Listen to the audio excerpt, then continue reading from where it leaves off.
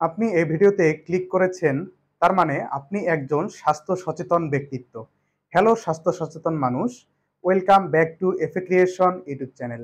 যদি আপনি হার্টের স্বাস্থ্য ন্যাচারালি ভাবে ঠিক রাখতে চান, তাহলে আপনি সঠিক ভিডিওতে ক্লিক করেছেন।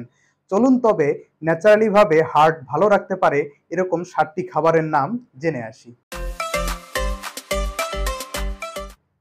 নাম্বার ১, সবুজ পাতাযুক্ত খাবার।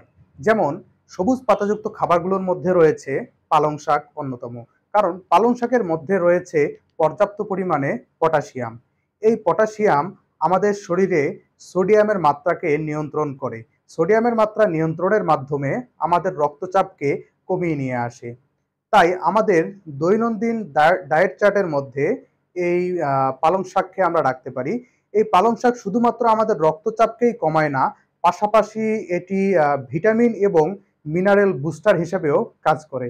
তাই আমাদের প্রতিদিনের ডায়েটে অবশ্যই আমাদের পালং শাক রাখাটা জরুরি বলে আমি মনে করি। নাম্বার ২, বেরি জাতীয় ফল। বেরি জাতীয় ফল যেমন স্ট্রবেরি, ব্লুবেরি।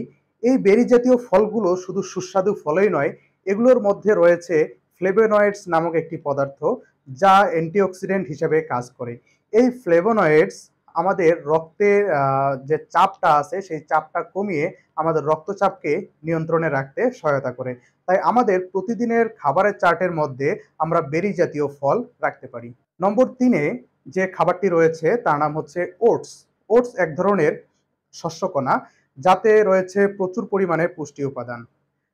যাদের হার্টের সমস্যা রয়েছে তারা প্রতিদিনের খাদ্য তালিকায় ব্রেকফাস্টে এই ওটস রাখতে পারেন।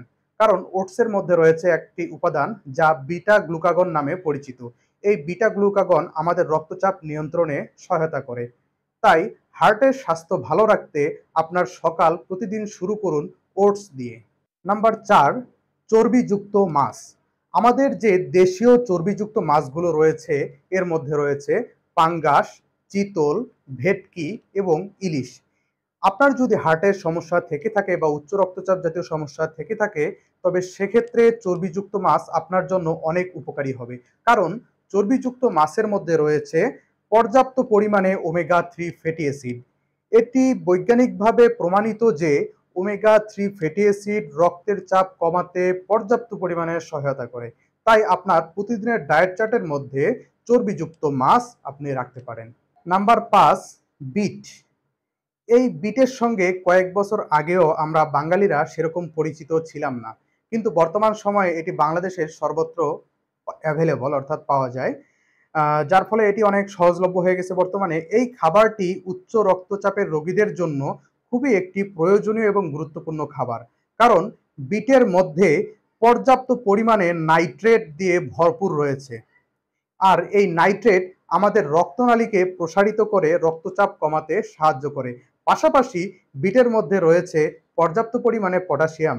আর এই পটাশিয়াম রক্তে সোডিয়ামের মাত্রা নিয়ন্ত্রণের মাধ্যমে আমাদের রক্তচাপকে নিয়ন্ত্রণ করে। তাই আমরা প্রতিদিনের ডায়েট চার্টের মধ্যে অবশ্যই বিটকে একটি সুস্বাদু খাবার হিসাবে অ্যাড করতে পারি। নাম্বার ৬-এ রয়েছে রসুন।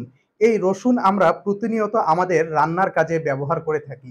এই রসুনের রয়েছে নানা গুণাবলী। রসুনের মধ্যে রয়েছে পর্যাপ্ত পরিমাণে সালফার। এই সালফার আমাদের রক্তের সঙ্গে বিক্রিয়া করে নাইট্রিক অক্সাইড উৎপন্ন করে। এই নাইট্রিক অক্সাইড আমাদের রক্তনালীকে প্রসারণের মাধ্যমে আমাদের রক্তচাপকে কমিয়ে নিয়ে আসে। তাই আমাদের প্রতিদিনের ডায়েট চার্টে অন্তত ২ থেকে ৩ কোয়া রসুন রাখা দরকার। তবে এক্ষেত্রে সতর্কতা অবলম্বন করা প্রয়োজনীয়, কারণ অনেকের রসুন খেলে সেক্ষেত্রে অ্যালার্জির সমস্যা দেখা দিতে পারে অথবা বুক জ্বালাপোড়া করতে পারে। তো তাদের ক্ষেত্রে এই রসুনটা আপনারা অ্যাভয়েড করে চলবেন। নাম্বার ৭, নাম্বার ৭-এ যে খাবারটি রয়েছে সেটি হচ্ছে কলা। কলা আমরা সবসময় খাই সকলেই কম বেশি। তো কলার মধ্যে রয়েছে পর্যাপ্ত পরিমাণে পটাশিয়াম।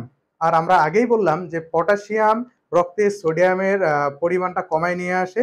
সোডিয়ামের পরিমাণ কমানোর মাধ্যমে এটি আমাদের রক্তচাপকে নিয়ন্ত্রণ করে, অর্থাৎ রক্তচাপকে কমায় নিয়ে আসে। তাই কলাকেও আমরা প্রতিদিনের ডায়েট চার্টে রাখতে পারি। এটিও রক্তচাপ কমাতে এবং রক্তচাপ নিয়ন্ত্রণে রাখতে গুরুত্বপূর্ণ ভূমিকা পালন করে। ধন্যবাদ সকলকে। আজকে এ পর্যন্তই। যদি আমার ভিডিওর কথাগুলো আপনার জন্য সামান্যতম উপকার বয়ে নিয়ে আসে, তবে আমার ইউটিউব চ্যানেলটিকে অবশ্যই সাবস্ক্রাইব করবেন এবং ভিডিওটি আপনার প্রিয়জনদের কাছে শেয়ার করে তাদেরকেও জানার সুযোগ করে দিবেন। ধন্যবাদ সকলকে। আসসালামু আলাইকুম ওয়া রাহমাতুল্লাহ।